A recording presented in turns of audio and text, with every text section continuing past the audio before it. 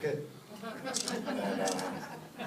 if there's any success with this film, I'll donate it to a charity auction or something. But I actually did come across one of the sweaters, and I thought, well, what was I thinking? Now, I'll ask this of both of you, and I'll start saying with you. How did you get involved with this picture?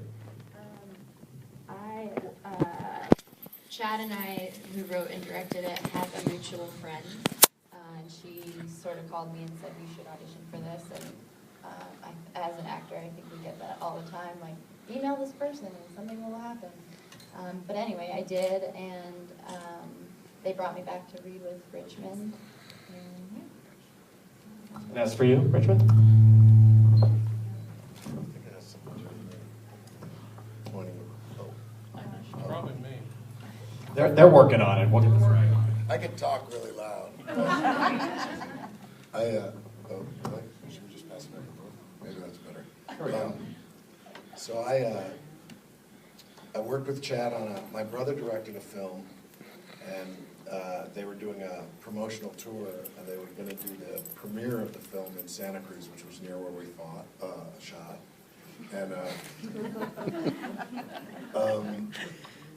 And Chad was shooting the promotional tour, so I met him on that tour, and we went to Santa Cruz, and then we drove up to San Francisco, and then we flew up to Portland, and I got to know him and became friends with him there. And he said, I have you in mind. Same thing. He said, I have you in mind for this part. And I said, okay, good. Thank you guys so much for coming out. This is a really great turnout, and it's really helpful. That scene with you two was so incredibly awkward. Much like the drive here. How did you guys approach that scene? Like, I know sometimes, maybe you'll just go into it dry without rehearsing it, so you don't know each other. Did you guys rehearse ahead of time? Let's talk a little bit about that scene. We didn't rehearse. We met once before the shoot to kind of just talk about the scene with Chad. The night before. Yeah. But it was, that's right. But it was a 14-page scene, so it was a lot to do, and we did it all in 2 days. I think we just kind of sat down in it and just kind of let it go from there. I think the tension was kind of all in the writing already, so we kind of made our jobs a little bit easier. And is that mostly the writing there? Did you guys improv any of that, or? Those are all the lines. She improv the scene, so if you need a DVD player, come down. I remember that, but most of it was written. Yeah. And this was actually shot in Reno? This was actually shot in Reno? Shot in Reno, yeah. What was Reno like for you guys? Well, they put us up in a casino, so I lost money on this movie.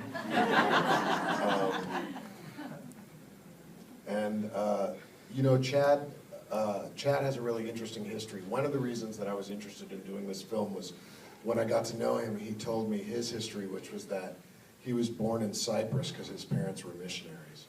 And when he was about 12, he discovered that Variety tracked box office returns. And like a lot of little boys follow sports statistics, he became obsessed with box office returns and went every week to the library in Cyprus and memorized. And to this day, he can tell you what a film in the 70s made in today's money or the dollar of the day on opening weekend. And it's very strange, but I found it really interesting.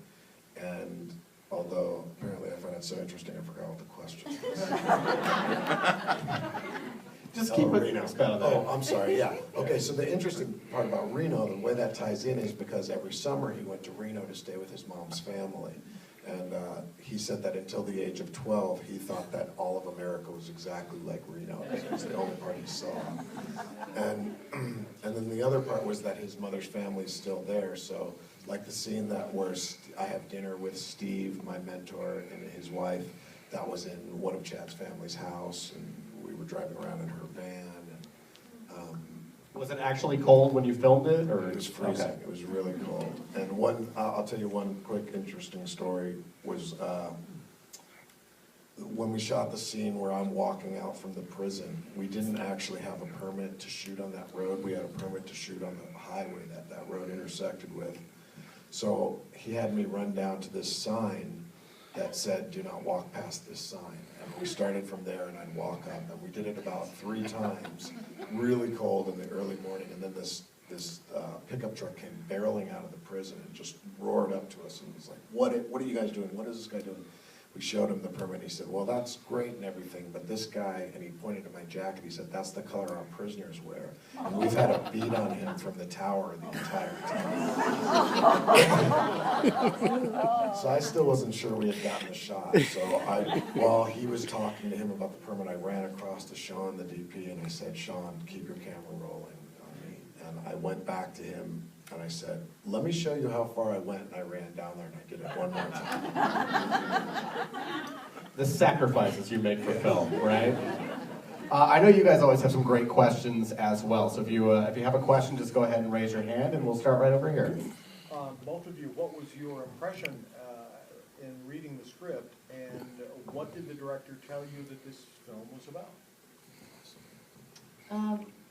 When I first read it, I have done a lot of theater, so what appealed to me about it was it's kind of similarly written as a play, and it was just so different than anything that I'd ever auditioned for, in that I had so much freedom to use the subtext and use the silences and the awkwardness and kind of, explore in that, which is so fun for me. Sorry, what was the second part of the question? What did the director tell you that this film was really about? Chad's a pretty quiet guy. At that point, I didn't know him that well, and he didn't say much, to be honest with you. He kind of gave us a lot of freedom. I don't know if it was different for you, but I asked him 100 questions, and kind of every response was whatever you want to do. So I was like, this is that's like a dream. But I definitely, reading it, thought that it was something really unique and special. So. I was really excited when I read the script. I'm primarily a character actor or a day player, and in bigger films and on TV sometimes I guest star, but I play smaller parts, and a lot of times those parts function for the story, to further the story. Like, well, I saw her in here at 7 o'clock, and I know that she called her fiance, but nobody's seen her since. And yet in acting classes, in scene study classes, you get all these rich scenes from plays and from movies that you get to really play. You don't often get this opportunity at my level, certainly. And when I read the script, the first thing that struck me is, how do I play this guy? I loved it right away. It changed a little bit, but I loved the script right away. But I was kind of like, I recognized the opportunity for a rich internal life, and I was really excited about that. But the challenge was there. I guess that's the way to say it. The challenge was there, like, oh wow, am I going to be able to pull this off? Like, am I going to be able to go to where I need to go? And then, again, yeah, like Sam said, Chad didn't give me too much. He later said that he offered me this part and wrote it for me, but he then started to have doubts and wondering if I could do it. He liked the role that I played in my brother's film, which is a very different role. It's a super dim-witted sheriff in a sort of horror film comedy. And then he wrote this part for me. So he didn't, he told me later that he then began to have doubts, and he was like, oh my God, what if this guy can't do it? And I'm putting everything, half the movie on this guy, and what am I gonna do? And then when I auditioned, I did the readings for the auditions for the roles of Diana and the roles of Mark Bonner. And those two roles, and he said that he was reassured right then because he felt I was on point right from that audition. He didn't say that much on set, or if he did, I can't really remember it.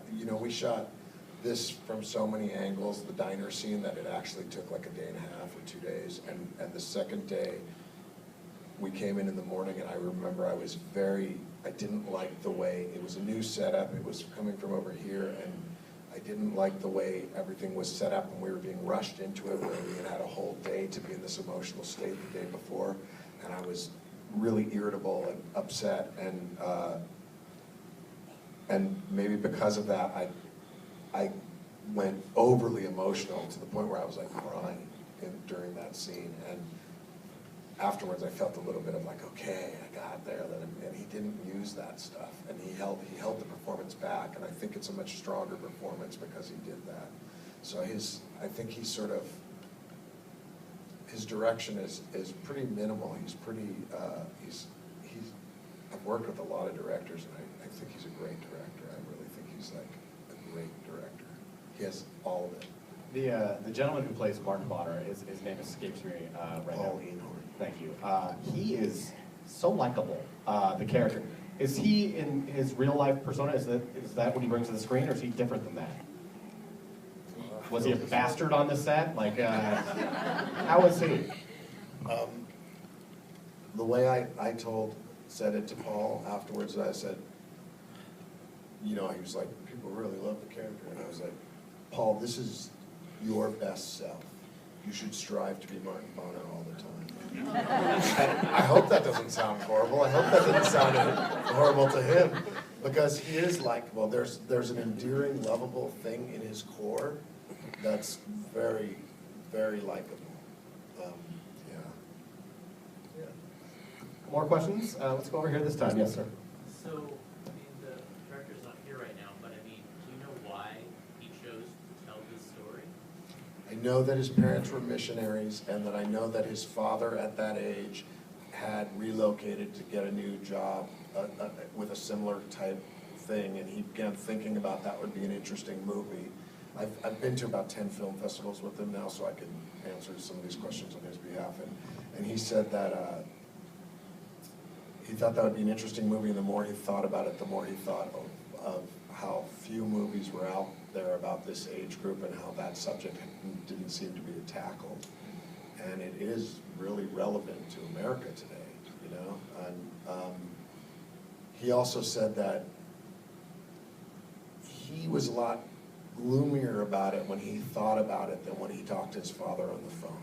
And that his father actually had a full life, and that he was starting to realize that for his father, doing something like going to the auction was a full experience for him, where he would have found that dreadful. He also has been very specific about saying that he does call his father back, and that he's closer to the daughter in the movie. You said at one point the script changed from when you saw it? Yeah. How so? I can't remember. Okay.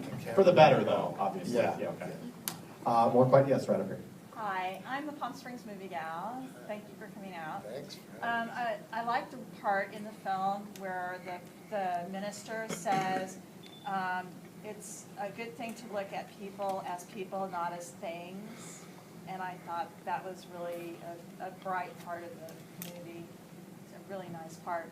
But I wanted to ask you about your family. You have a pretty rich acting family, brothers, and I have brothers and sisters that all sing and play musical instruments.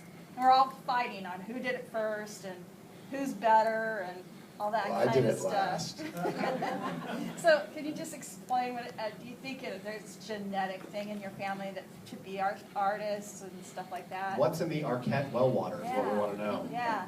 A lot of crazy. I don't think that it's any more genetic than anyone else. I'm of the belief that anybody can be an actor, that it happens to be. The thing that, okay, so my great-grandparents were in vaudeville. My grandfather had a character named Charlie Weaver. His name was Cliff Arquette. He was on the radio for a long time on Fiddler McGee and Molly and some other shows, and then later he became, sweet. If any of you have Sirius or XM radio, Channel 82 plays radio shows all the time. It's great. And I hear them on there sometimes, and it's really exciting. And then my dad was an actor, and my mom was when they met. And then my sister Rosanna was the first one to become an actor, and she's 4 years older than me, so she's 8 years older than Patricia. And then Patricia had decided at a young age that she wanted to be an actor, and I was absolutely opposed to it. I wanted nothing to do with it. I was older than the younger ones, and I remembered the lean times, and there were a lot of really lean, hungry times. I was very opposed to it, so I was the last one to get into it. But the reason I got into it, well, the first reason I got into it was all the wrong reasons. I was living with a girlfriend and she kept saying, "Why are we living like this? Look at your family." And I thought, money. Yeah, she's right.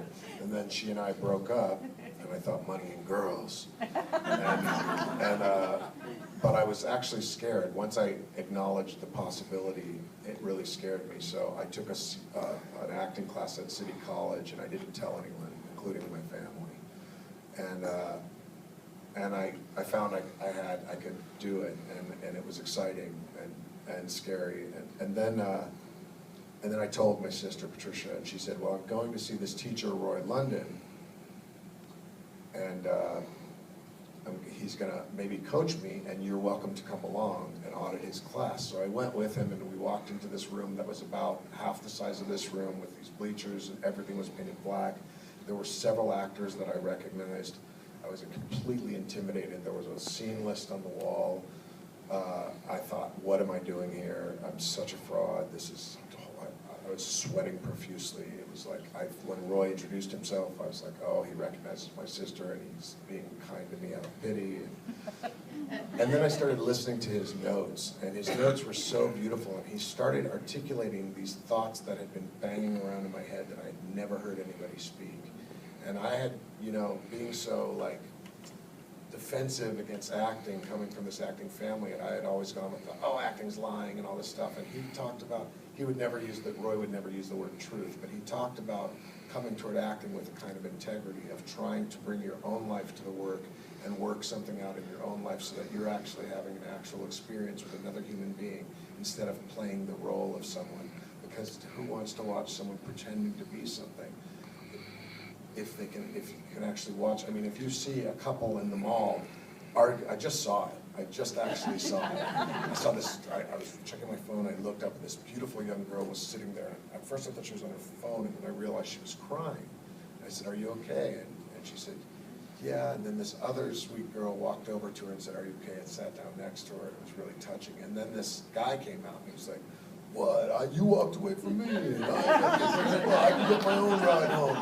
And the thing that was so compelling was that they were in a public space, but their hearts were so important to them, and their needs were so important to them that it was absolutely fascinating to watch. And I felt such empathy, and should I do anything, and should I just sit, you know what I mean? Like all these things. So if I could bring up those kind of feelings in another human being, because I'm actually having an experience, which playing with Sam was so easy to do because I don't have children. And all I had to do was look at this girl and go, what if this were my daughter and I hadn't seen her for 12 years? And I felt like such a screw up about that. Really easy to get into that. And then from that, I could then go into like, what would I need from her that relates to something I need from in life, I'm just excited that the inspiration for your next role may come from the food court at the Westfield. That's what I'm excited about. We have time for a few more questions. Let's go. We're going to go to the very, very back. Yes. You just put your hand up. I actually have two, but I'll start out. Sam, I'm curious about your role and the way you played being with your father when there was nothing in the script that explained his background. I mean, you could make up a scene that the father got drunk once and he did that, and isn't that awful? But you had to have made up a story or something in your head that made you react to him that way. What did you get into about his background that had you react like that? Or did you just go on and do it? No, you're actually right on. My training comes from Stella Adler, but there's a lot of writing about background and backstory. So basically the months leading up to the shoot, I was just kind of writing all the time. And you think about kind of all the experiences you or I've had in my own life as a kid that I remember. And I kind of just journaled about all of these times that he had let me down or not showed up or made a fool of himself, embarrassed me, all these kind of things that I could draw from, so that when we did get to shooting and I sat down next to him, and he's the loveliest man, so that was an extra challenge. But so that when I did sit down there, I just had a well to draw from. That makes sense. What was your second question? The second question was, for, you had to play this part so stoically. I mean, how did you dial down? I mean, did you have a model in mind for that, or is that you? Talking to. Yes, you, sorry. How did I?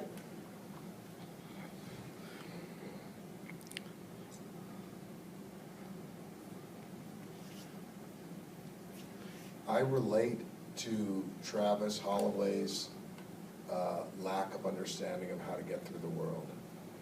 I don't think I'm alone in that. I think a lot of us walk through life feeling like, how is it that everybody else understands what's going on so much easier and more completely than I do? And did I miss a class? So I started there, and then I built into that, like, well, what if this guy Paul Eenhorn is the guy that can give me the answer to that?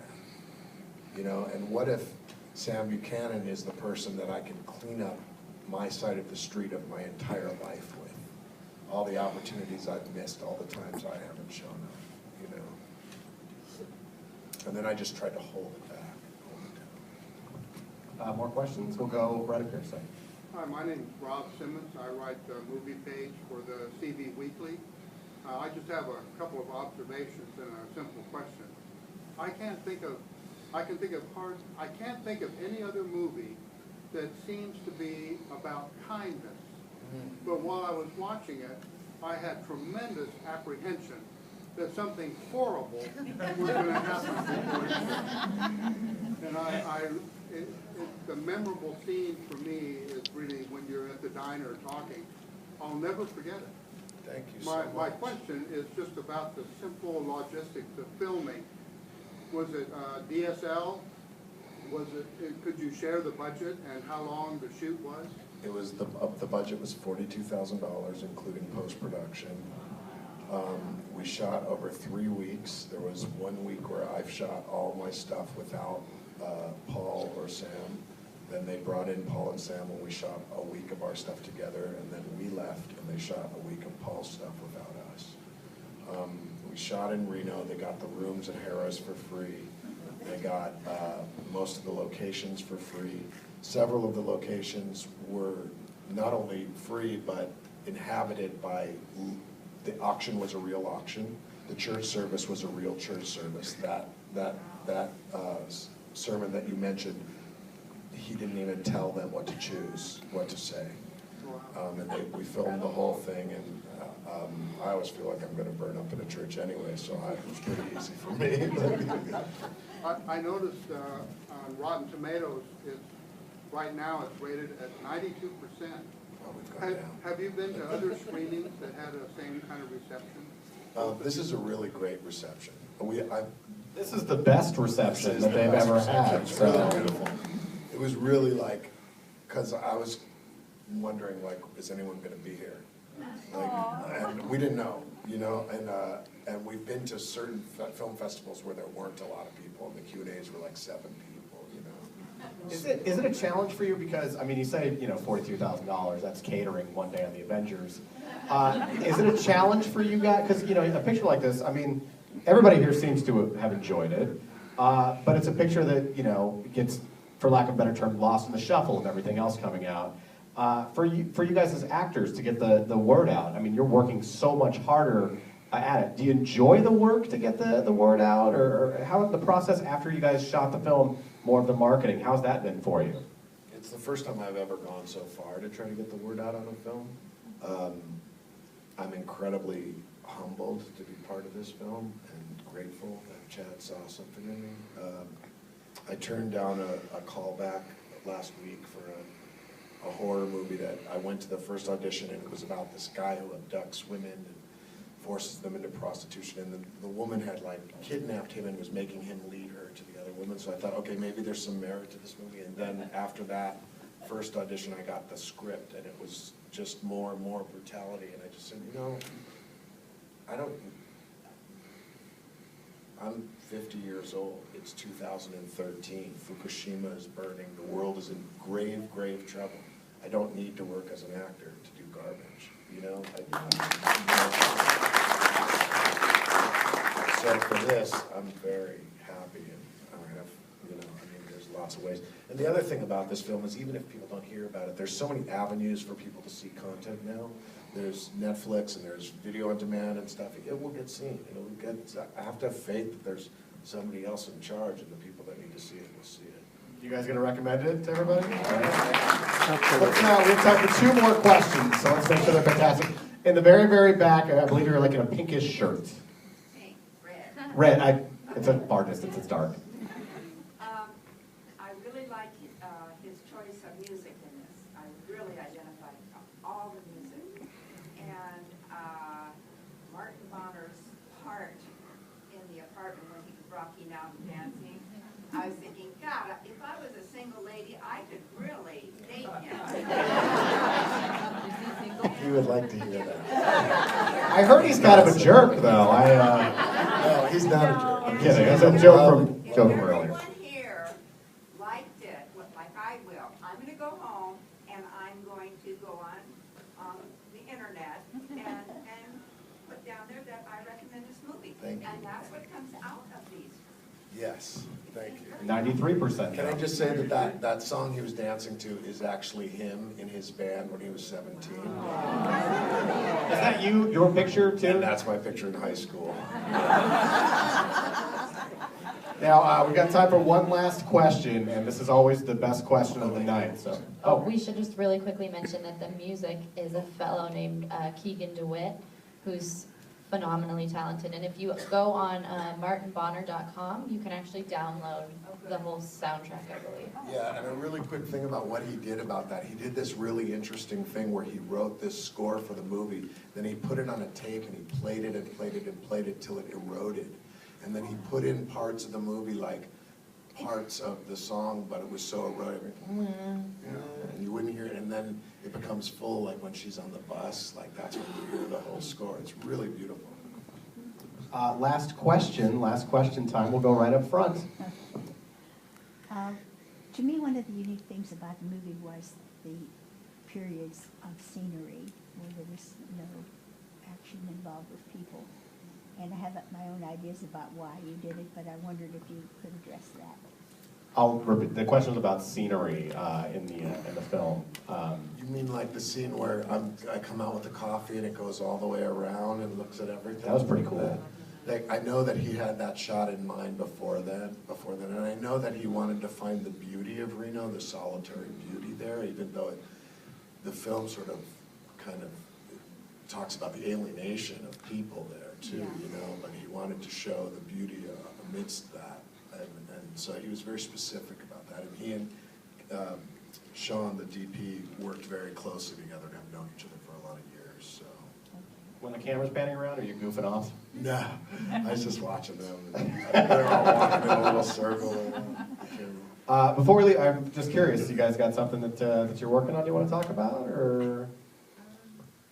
I actually got an opportunity from somebody that had seen this movie. So I'm going to North Carolina to shoot something called The Lost Colony, which will probably try to go the same route as Martin Bonner, just a little independent film. Very cool, very cool. Richmond? No, I really have nothing. I did a short film yesterday, a little part in a short film, but I don't, apparently turned down my next gig. So. Well, I do have a little, can I end you this in can a little do whatever story? you'd like to do. So I want to just tell a quick story about Roy London, this teacher that I worked with who passed away, and he was such a beautiful man, and I feel like I keep thinking about, when I think about this film and the making of this film, I think about him a lot, and I think about how much he helped me and how much I grew through knowing him. And he used to say that when he taught us, he would say there's three kinds of scenes and you have to figure out what kind of scene they are. The rarest of them are death scenes. There are death scenes, but the other two are they're either love scenes or power scenes. And then he would work with us, and he was just such a great teacher, and he worked differently with each person. And with me, I wanted him to beat me up, but he was always so loving and gentle with me. You know, I would try to antagonize him and say, look, oh, I wasn't thinking that, I wasn't doing that. And he'd be like, oh, I guess I was wrong. Like, no, you weren't wrong. You know that. But the story I wanted to tell is that he died, and when he was dying, all these people, and there's a film about him called Special Thanks to Roy Lennon, which I'm about to ruin right now because I'm going to tell you the end of the film, but it's so worth it.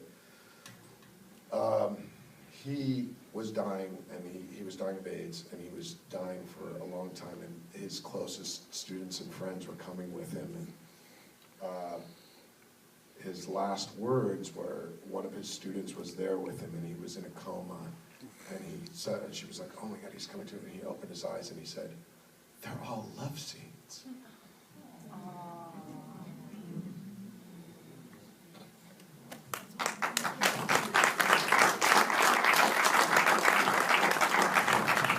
Well, we love the movie. We appreciate you guys coming out today.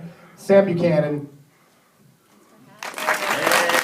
Richmond Arquette, this is Martin Bonner. Recommend it to everybody. See y'all out here tomorrow for When Comedy Went to School at 4:30.